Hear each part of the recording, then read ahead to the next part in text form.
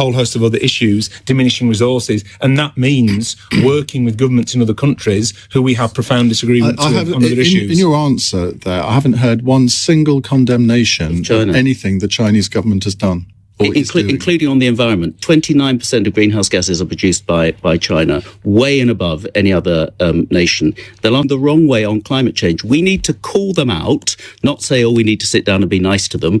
We need to make sure we're not buying goods from them that are being produced in environmently unfriendly ways or by slave labor. So call them out. Action is not needed. Our allies in America and elsewhere. Action is needed from China and from the United States and from the UK on climate change. However, there is a line which is incorrect, that somehow people believe that per head of the population in China, their carbon footprint is greater than ours. That's not true. The average person in China has a smaller... Stop defending...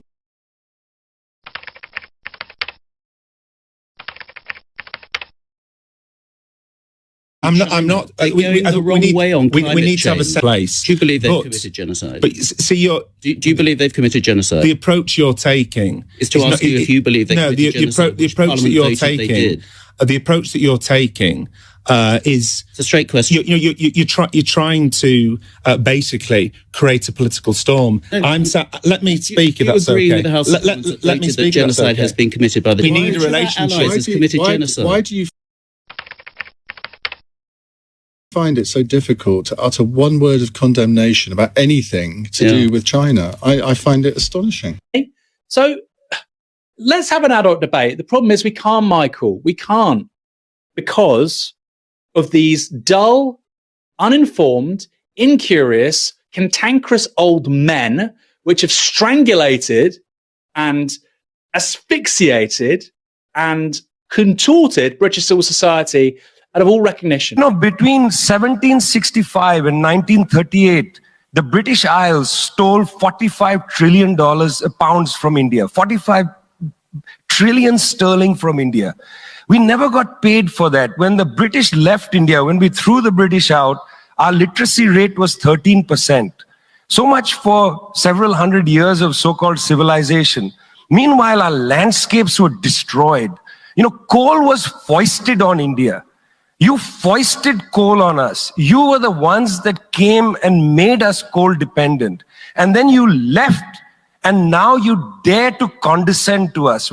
You want to lecture us. You want to tell us that we are responsible for all the problems, because you'll never accept that you're the one principally to blame. The United States, 4-5% of the world's population, still uses 25% of the world's resources. You outsource production to China, and then you say China is the carbon polluter. China's producing your buckets. China's producing your nuts and bolts. China's producing your phones. Try to produce it in your own countries and see your carbon emissions rise. You love lecturing us because you have a colonial mentality. China has more solar and wind capacity than the US, than the EU. It's going to grow its solar and wind capacity. It's accelerating. I think it's got more solar than the US and the EU combined. I wrote an article about this for Enviromedia. There's been reforestation over the last 30 years to such an extent that it's now visible from space. Almost all of that has been done by China and India. Now, tree planting, as we've said time and time again, has...